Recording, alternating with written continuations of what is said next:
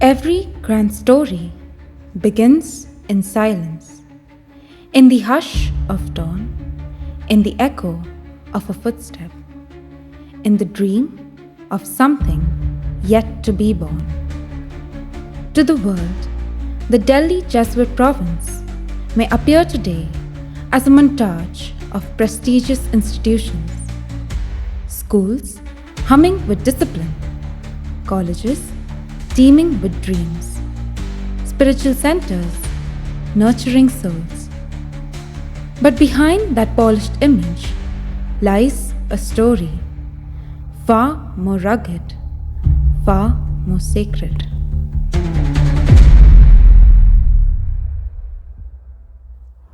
When we talk about the history of the Delhi province, we begin with the history of Patna province. When the Prime Minister of Jaipur King 1942 visited Patna, he was highly impressed by the education system we were having in St. Xavier's, Patna. He then requested the Jesuits to come to Jaipur to begin a similar school there. On behalf of the king, he invited the Jesuits. After due deliberations, the Jesuits okayed the proposal and showed willingness to come to Jaipur to establish an educational institution. Thus, the Jesuits started the educational venture in Jaipur. That was the first mission taken up by the Jesuits in the entire area of Rajasthan and surrounding states. In 1959, the Jesuits bought the Cecil Hotel in Delhi and started the second school of the province in Delhi. In the early 1980s, there was a suggestion that 1/3 of India was neglected by the Jesuits, or there was hardly any meaningful presence. Hence, the superiors of the Jesuits at the All India level decided to begin a Northwest project. The area covered for this chosen work was Rajasthan, Himachal Pradesh, Delhi, UP, Haryana, Jammu and Kashmir, etc. Vast area neglected by the Jesuits. Hence, the superior decided to call upon willing Jesuits from all over the country, all over India, to volunteer for the Northwest project. The response was very good. Jesuits from Madurai province, Ranchi province, Andhra province, Karnataka province, and elsewhere volunteered to work. The Northwest project was headed by Father Varki Perekat. Later on, when the Delhi region was established, Father Varki was appointed as the first regional superior. The Society of Jesus gave this vision a name, the Northwest Mission, stretching across Delhi, Rajasthan, parts of Punjab, and Himachal Pradesh. It was entrusted to one man, Father Varki Perekat, the first regional superior. Delhi province is built on faith and resilience.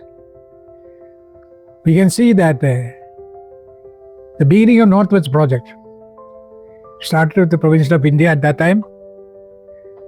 Since Father General, Father Rupe, asked them to make the Jesuit presence felt in the 7 states of the northwest part of India, it became a real mission. And volunteers were asked from different provinces to come forward to take up the new mission in this new area. From Ranchi province, Father George Garakundal came forward as a committed missionary. Similarly, for the Madurai province, we had a number of missionaries in the early part of our Northwest project. Father Arulanandam, Father Vairaju, Father Felix Abraham, or the Fernandes. Like that, number of them came forward for pioneering into these new areas. Like that, we had places like Almora, Kulu Manali, Sundarnagar. These are all mission stations. Jesuit presence started there, and we began to establish something where we can continue forward. This process continued. Having completed visiting the whole diocese, altogether there are 16 dioceses in this area. I presented a report recommending the possibility of starting the Delhi region. The suggestion was either we take a certain part of the area or keep all the 7 states, the Union Territories, Punjab, Chandigarh and Delhi in the Delhi province or Delhi region. And that proposal was accepted, and Delhi province was established by Most Reverend Back of happy memory on 1st January 1988. It was 1978. India was changing, and the church was listening. Out of the vast Jesuit map emerged a flicker of divine ambition, a call to plant faith in the northwestern frontier of India, a land where Jesuits had no home, yet God had already pitched his tent. Northwest project is the Jesuit venture in these 7 states of India. Wherever we began, in a small way, we began to grow that soul. We have, for example, Allahabad, Varanasi, Jammu Kashmir, Baramulla. Other places we began only later, I can say. And all these places, Jesuits were there, and they continued to begin to work. When I came in, I went visiting all the dioceses in this area. There were 16 dioceses. My main aim was to find out whether Jesuits are welcome this area. To my great happiness, out of these 16, 15 were very open to our presence. One of the bishops said, we are already established here, so we are most welcome. But that was a kind of a cool reception, sort of. But in my assessment, I began to ask myself whether we will continue in the presence, one Jesuit living in a particular area and doing something. But it was found that people were not happy. Jesuits were not happy because there is something more to take place. It is from that thought, we thought we will go for institution. But one thing beautiful we thought at that time was that we go for institution, but we want an integrated approach, meaning in particular center, we will have education, pastoral work, social activities, like that, a full-fledged apostolate, so that we could think of the integral formation of the new community that we will be building. If we can say ideal one will be our own Shahabad here. We have a school, we have a flourishing parish, we have a skill training center, and outreach. Like that, our dream is more or less visualized in the Shahabad situation, I can say. But how did we begin to expand ourselves? As I said in the beginning, we had only St. Saviour's Jaipur, which was started in 1942, I think, and St. Saviour's Delhi, 1960. These 2 institutions were flourishing and doing well.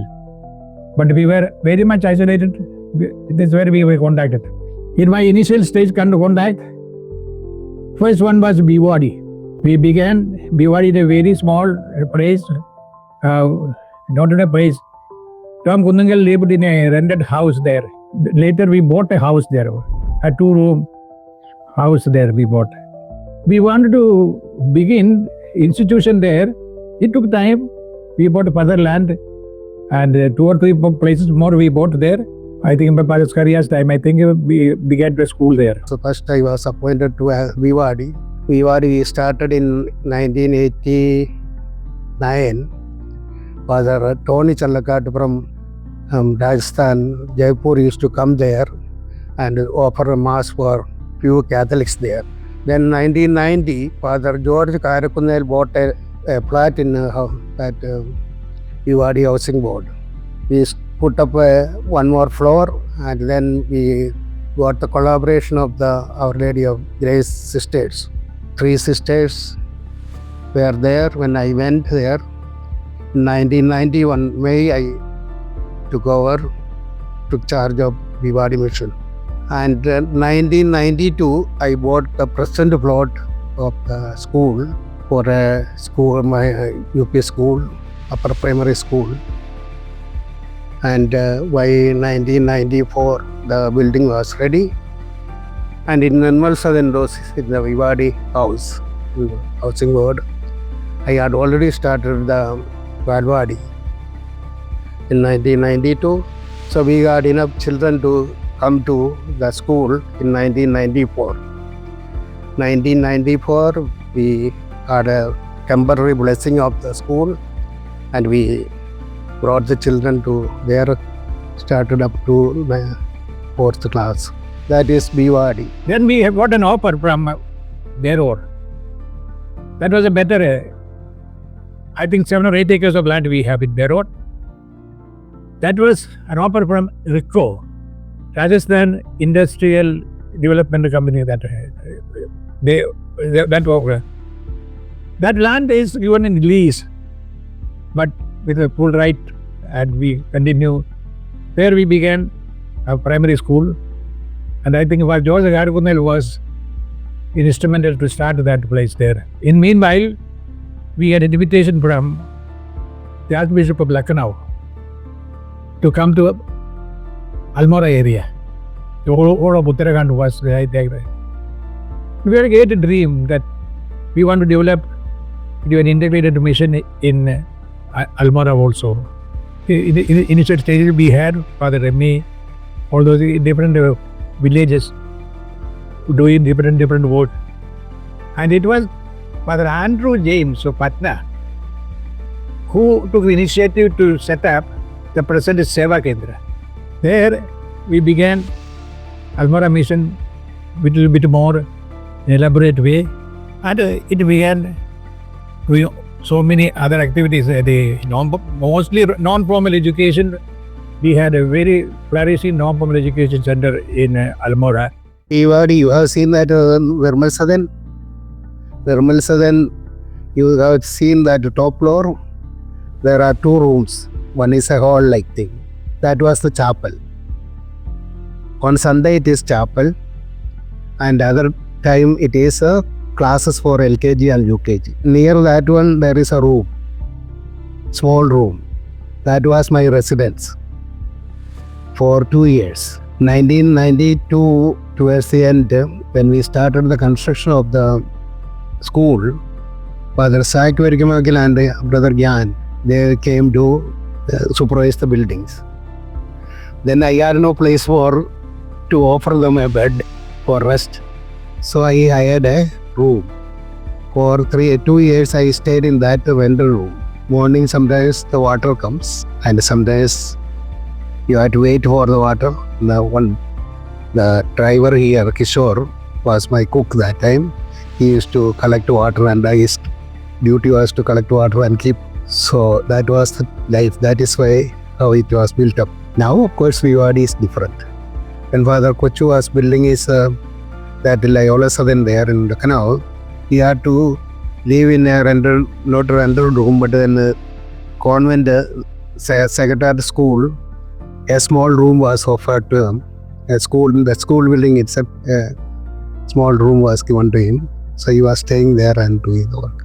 When Aloysius Fonseca started the mission in Dropad, he was living in a rented house for 2 or 3 years, I think 2 years. Then he built that Kushapad Social Center where the fathers are staying now.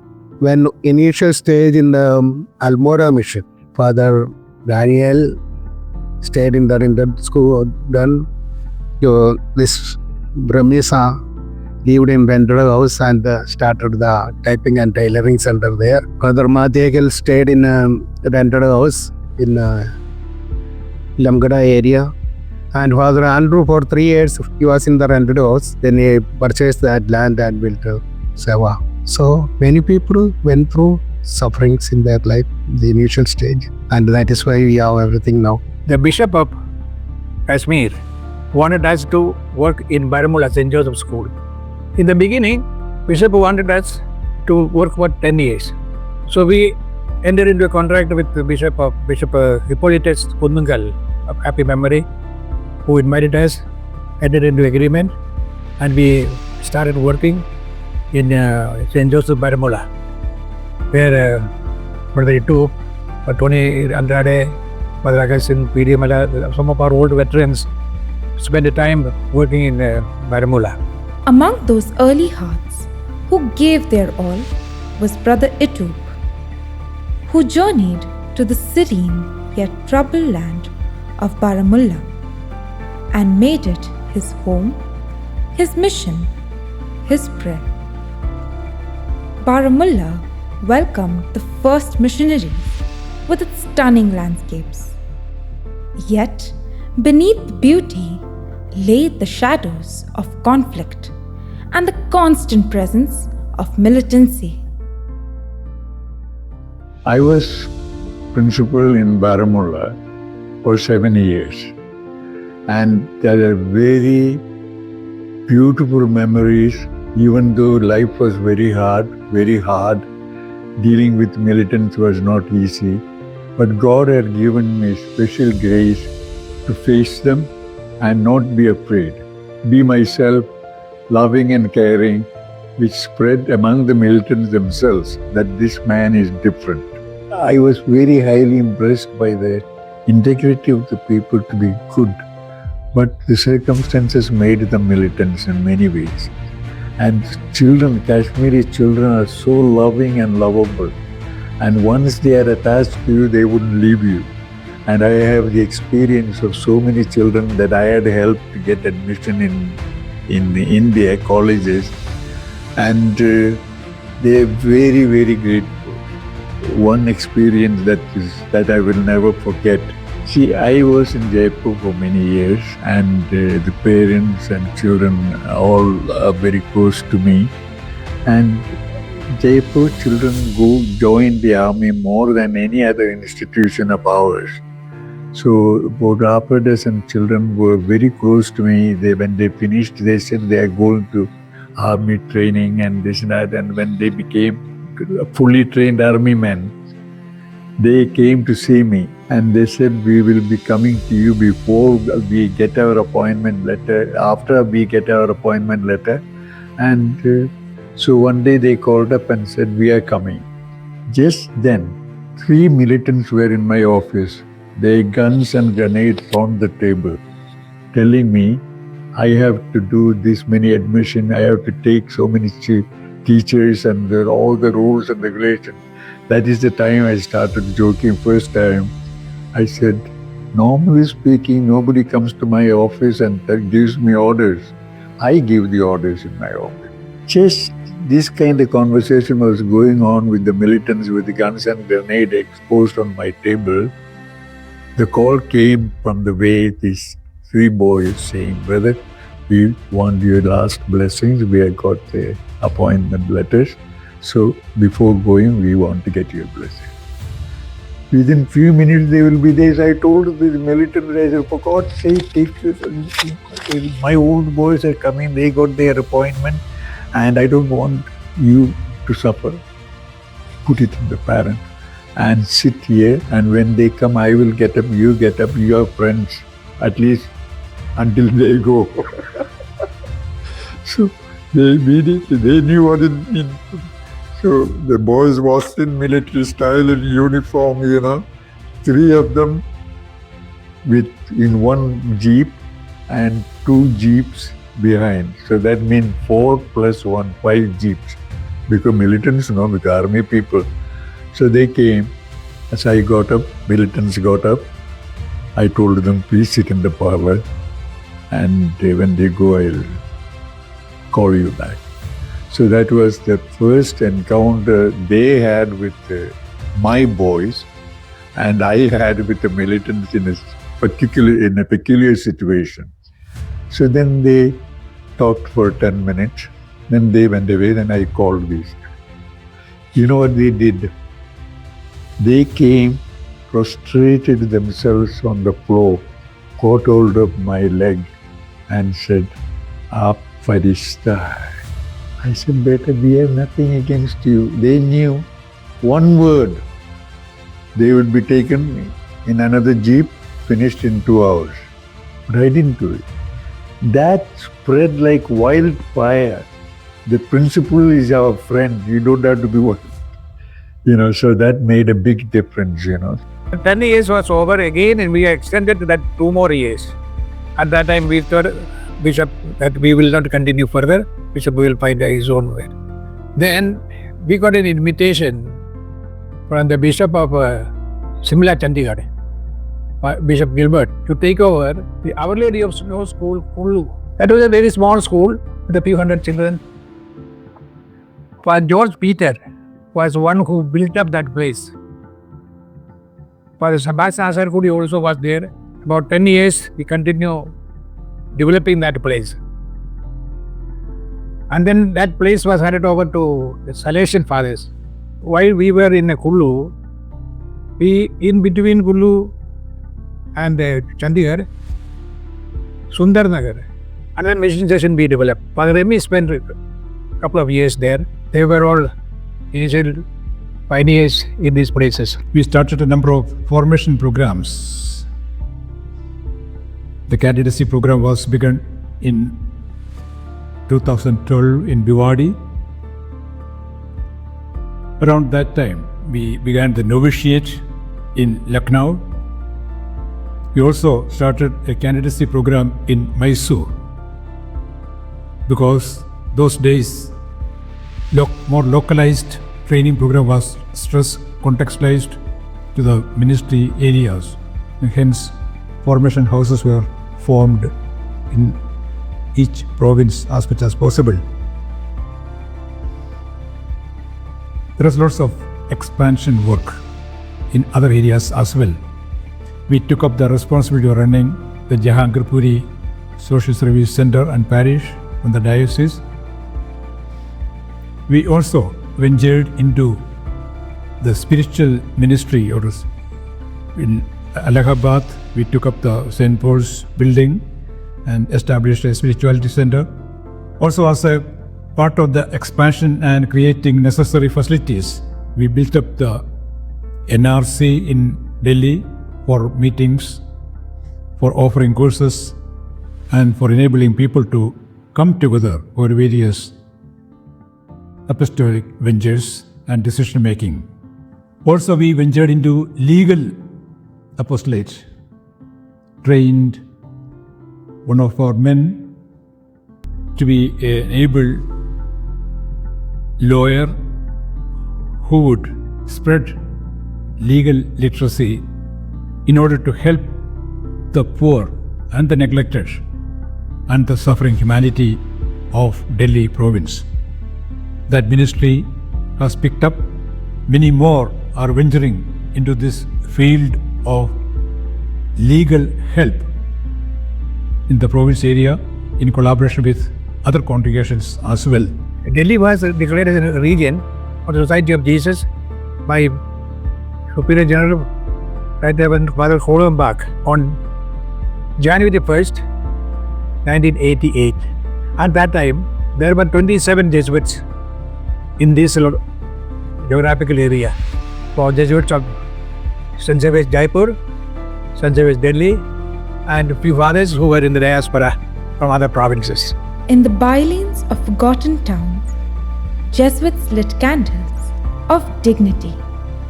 More than serving the poor, they became poor with the poor, until hope returned with a new name, justice. In these 26 years, I have established integrated apostolic model by starting 3 vocational skill training institutes. The first institute I started, in fact, with 5 girls and 3 sewing machines under a tree in the Harijan Basti of the outskirts of Delhi. And within 2 years, that grew up into 200, and in another 3 years, into 500 boys and girls attending 10 different courses. After that was established, and we got it recognized by the DD1 through our video program known as Jeene Ki Nayi Rahein, where our projects were highlighted in the national level. Afterwards, I moved over to Almora to start another vocational training institute in the hilly regions. And I set up for 200 boys and girls different courses, slum project, remedial education. And after that, I moved over to Jaipur to start my 3rd vocational training institute known as XVI, Xavier Vocational Institute. I am back here now. I spent 18 years ago, 6 years here, building up the Vocational Skill Training Institute for more than 400 boys and girls, and the slum education remedial coaching programs. Father George Karakunnel इस parish के सबसे पहले पारिश priest थे। पारिश कार्यकला उन्होंने इस church के पीछे जगह जगह पर छोटे छोटे झोपड़ी बनाकर, टेंट बनाकर बच्चों के लिए ट्यूशन क्लास शुरू किए। उन्होंने बहुत मेहनत की, लेकिन उस समय कुछ ही कार्यक्रम चलते थे, जैसे सिलाई के, ब्यूटी कल्चर के, मेहंदी के, और ट्यूशन के कुछ छोटे बच्चे थे। उसके बाद जितने भी फादर आए, उन्होंने अपनी तरफ से भरपूर योगदान दिए। Father Jose Kuriakose, father Pradeep Indwar, father Viren Minz, father Iskaria Pantha, उसके बाद फिर फादर जॉर्ज कुरियाकोस आए थे। उसके बाद मैं आया। तो इतने वर्षों के बाद मैं देखता हूँ तो बहुत सारे चेंजेस आए हैं, और सभी फादरों ने अपनी तरह से योगदान दिया है। The social ministry, we are spread out in 7-8 centers. In most of the centers, we have integrated apostolate. There are few centers which are purely social centers like Almora, Jahangirpuri, whereas other centers have got integrated approach and they're doing well. However, in the province, we get to show a mark that we are strong enough in social ministry. Hence, in some of the centers, we are struggling with the finance and personnel as of now. As a PDD, I am trying my best to encourage our own center in charges to come out with problems, issues, and contexts where we can do our ministry more effectively. Few centers are doing very well, like Shahabad, LBI, Jahangirpuri, in Jaipur, Bhiwadi, and of late, Punjab also is picking up. As PDD, and also after having worked in social ministry for 7-8 years, I personally feel that we need to strengthen social apostolate. We need to encourage perhaps the youngsters to get motivated to this apostolate as part of our province apostolate and society's mission and ministry, so that they get equipped academically in terms of experience, so that they are willing to come forward to take up this apostolate in the province. For the Jesuits, teaching was never just about facts and figures. It was about forming people, mind and heart. They knew that one good teacher could change the future of a family, that one honest classroom could prepare a child to face the world with courage. Education meant not merely a mission, but a sacred covenant. My dear friends, the most important objective of our life as Jesuits is to be persons for others. And we make this possible by the way we interact with people. We bring out our care, our compassion in whatever we do. When we think of media, I feel media plays a very supportive role in making this possible. It was Father Richard Pereira many years earlier who brought in computers into the classroom, and he used to make small little cards using various fonts to create small posters. Today, media is very much used in most of our schools, starting with the school assembly itself. It provides a platform for children to share with the rest of the community the thought for the day, and the latest news gives them a chance to express their talents. Furthermore, we have various cultural events and the annual day wherein parents are invited and are showcased what the talents or what the students can perform, particularly skits, dances, so on and so forth. And thirdly, we have the school magazine, which is a kind of a record of all the events that have taken place. In all these three things, I see media plays a vital role. We can use professionalism to engage our audience and to create impact. Also in the unorganized sector, for example, the Loyola Vocational Center provides various services for the dropouts. I noticed they also put up a very beautiful program where they had a fashion show telling us that even the unorganized sector, particularly those who are marginalized, can come up with very good programs. What is the future? The future, I think, is using AI a lot in our work. Very recently in Chambad, we had the entire prep department organized, taking the ideas from Instagram and finally using an AI assistant to produce various visuals for the classroom. We have many more of our young Jesuits being trained in the media, and I hope and pray that they will be able to add much to the various educational enterprises we are engaged in.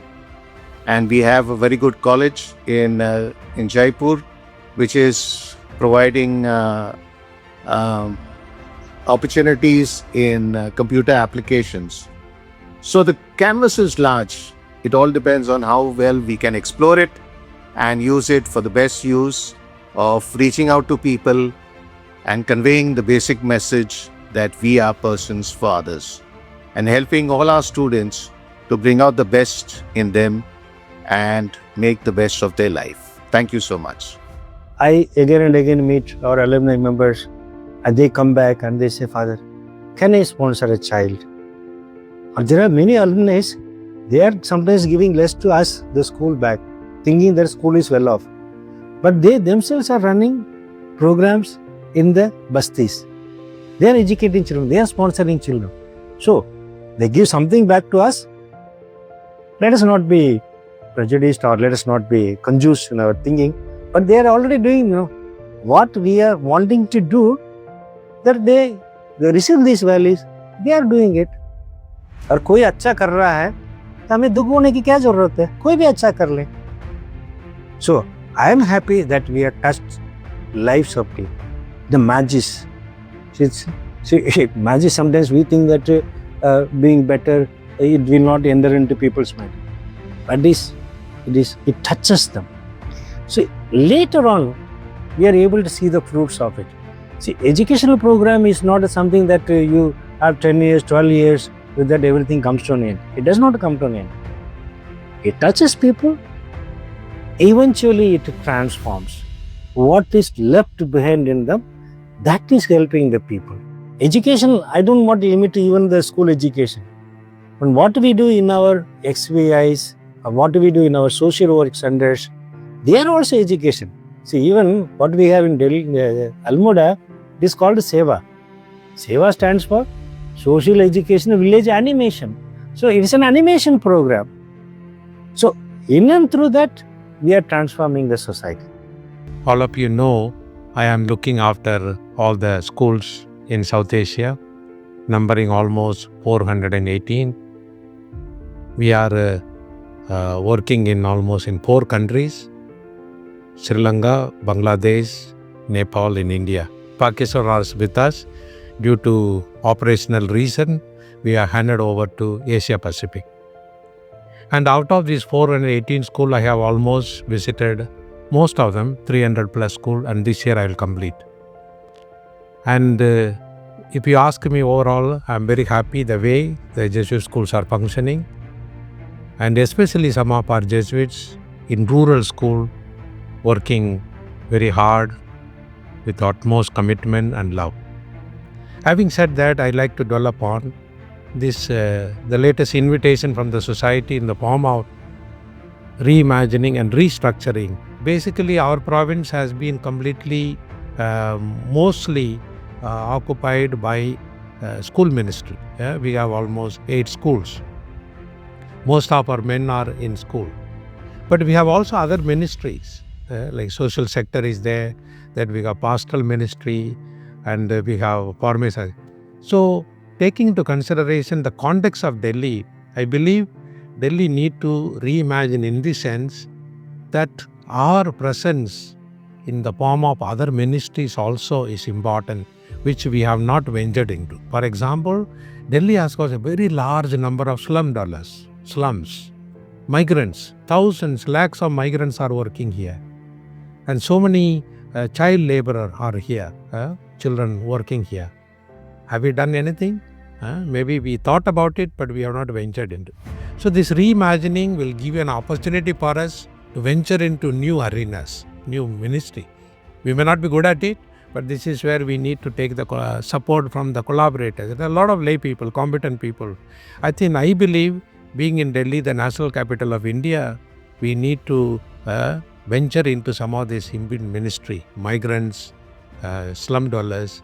Like in our education setup, I talk about twinning of school, like city-based school adopting a village school. Similarly, in Delhi context, we can adopt certain slums. We have 2 schools in Delhi. They can adopt, help children educationally, parents in the form of non-formal education. A lot of things can be done. So that way we'll be able to empower. So basically, RR process is, as I said, the second reason is call for apostolic effectiveness. So we need to enhance that effectiveness by actively, creatively being present in today's context. Yes, schools, we are doing well. We have started a college now. Eventually, we may go to the university. But is it alone enough? In my opinion, no. We need to be creatively present in today's context. So I would suggest these are some of the areas where we can venture into, and I think where we need to do. And another area which already we are thinking of, legal help, providing legal help to a lot of poor people are there who cannot have access to Supreme Court or High Court. So can we as a Jesuit, as a legal cell, provide some free service to the poor, downtrodden. So these are some of the ways I think where we need to think when we think of RR. These are some of the possible ways where we can venture into besides our school education and formal education. When I think of the important challenges that we face, the most important challenge is right now to man the existing ministries, the personnel that we lack, which I feel sometimes would burden the youngsters who may want to think differently, who may want to enter into newer ministries, but the existing institutions demand that they be ready for the existing ministries. So it curtails novelty, it curtails creativity, it curtails newness in ministry. That would be an important challenge, how to deal with a need for newness, need for creativity, and continuing to be in traditional ministries. Right now, a lot of the Jesuits in the province are multitasking. So perhaps there would be a lack of capacity to deal with everything in a deeper way. So to what extent can we pay attention to all dimensions of the call that we experience responding to people in different ways? So should we focus on research? Should we focus on pastoral ministry? Should we focus on accompanying the youth? The expertise that is required in any of these fields is also enormous now. It is no longer like one person could learn everything very easily. So to be really good at any of these requires time and effort. How many of us are willing to put that effort? That is going to be also a challenge. Delhi province has traveled 37 years since 1988. We have now 8 schools and a college. We also have 6 parishes where our men are pastors, and we are taking care of the faith of the people. We have other 3 mass centers where we care for the souls. In this process of education, we have also a college which has traveled almost 10-12 years. Now it has reached a stage where we can be proud of that the college has been growing, and it has its own sufficient strength. Financially, also the number of students that are required. Recently we got the NAC done with an A grade, so that is a great achievement that the college has achieved.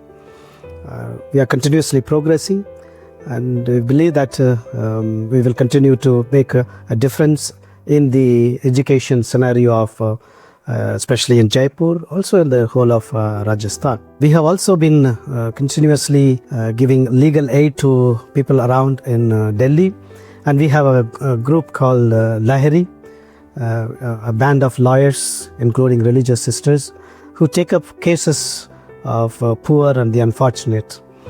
So we are very much present with the poor, especially during the time of Corona. We played a major role in reaching help to many unfortunate people. We have also taken up migrant ministry in a very strong way, because we know that people travel from all over the country and reach Delhi.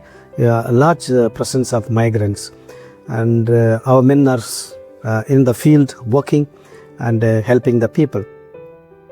So in a sense, we are continuously progressing in education and training our men for the future mission. We also have a business school in collaboration with XLRI, which is in Jhajjar, Haryana. It is a new commitment for us to be part of excellence in education, also make a mark in the corporate world. And we have men who are, some are trained and some are on the line of training. As a social work setup, we have not been progressing the way we would need. Possibly we will do more on that in the coming years. Something that we have been doing creatively is the Loyola Vocational Institute, which is in Shabad, and in similar style we have Xavier Vocational Institute, and we are in other schools also. And for general specially has appreciated this model of a formal school attached with a vocational institute, where the students can be trained, and those youth who have been dropped out from the school also can benefit from our institutes. So this is the model that we are looking forward to continuously spread in our other educational institutions, where hundreds of students can benefit by this, and especially young women who have lost opportunities in training themselves in whether in computer or in tailoring or a beautician's course. There are many other ways they can empower themselves. How do we look for the future? The future is very bright, and we want to continuously progress in higher education. We have a very promising, vibrant and very creative and talented young scholastics who are in the line, and we believe that they will be able to take the province forward. In this course, that there are many young talented scholastics who are ready to venture into intellectual depth, and you can see that is happening there. So as a province, now we are giving more importance to training of our men. So there are many of them doing their PhDs, And we believe that in another 10 years, we will have really a big group of young men trained in various subjects, able to run our college, run XLRI and other school apostolates. It is definitely progressing. Of course, one caution is that we need to continuously work for vocation, and by God's grace, we will definitely have more vocations. What is important is that we be united, we listen to God, discern our actions, and live our life joyfully, so that we can be true witnesses of Jesus in Delhi province. Thank you.